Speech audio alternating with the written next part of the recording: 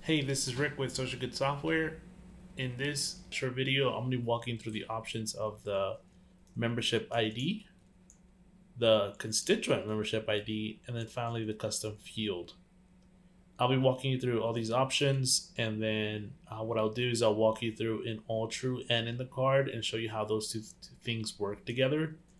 And then I'll answer a few questions that you might have regarding these three different options we have regarding IDs. All right, so we give you a bunch of different options here for you to select from. So we have member since, renewal date, expiration date, number of children, number of members, the status, the level, members name on card, primary member name, program name, member's name, constituent membership ID, and membership ID.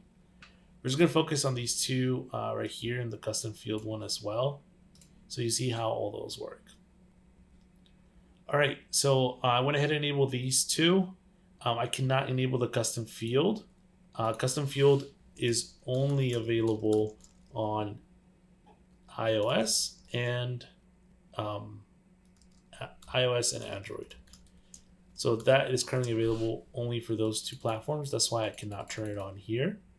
But if I go into Apple Wallet, you'll see that I get the custom field option if it's the back. Custom field, now I can turn it on. Now you get to set the value, demo, hello, save, and you'll see here that it sets the label and the value.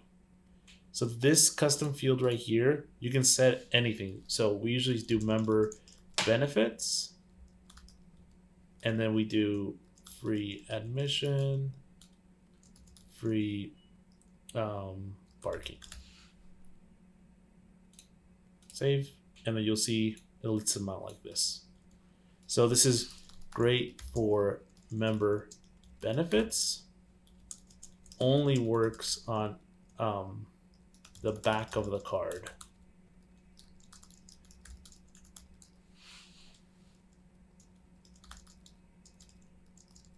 Not the web version.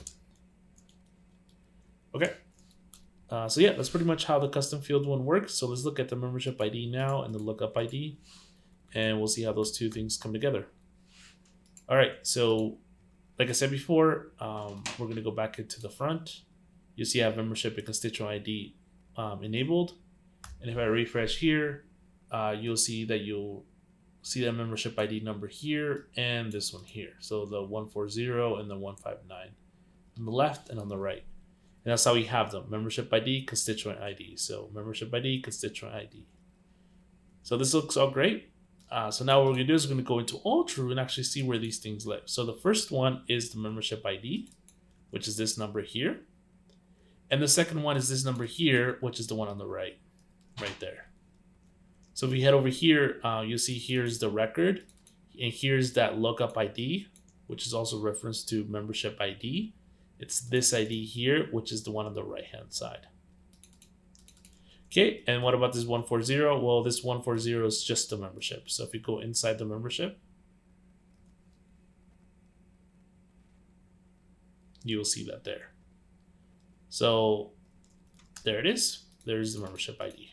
So membership ID is the value attached to the membership.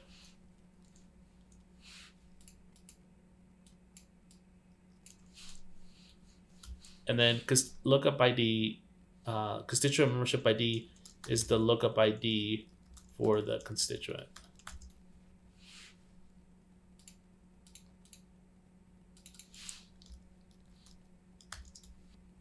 All right, and the reason this is called membership ID is because it's actually referenced to as a membership ID in here, even though it's the constituent ID.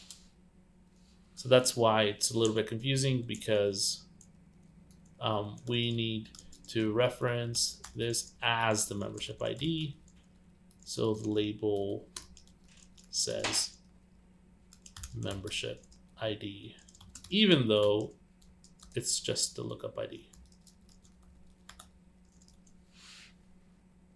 All right, so in summary, membership ID is just the ID for the membership. Constituent membership is the constituent lookup ID. The custom field is just whatever you enter. What the value you enter by typing it in. And this is going to be, great for member benefits, for example. And that's going to go ahead and do it here for me. Once again, this is Rick from Social Good Software. Hopefully you found this video helpful. We're always looking to improve and make things better. If something was not clearly explained in this video, or maybe you just are still a little bit confused and have some additional questions that we didn't talk about in the video, don't worry, we're here to help. Please go over to socialgoodsoftware.com/feedback.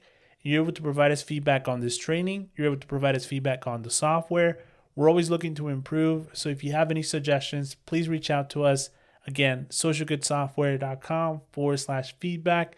You'll be able to go ahead and share your thoughts with us, and we're always happy to help.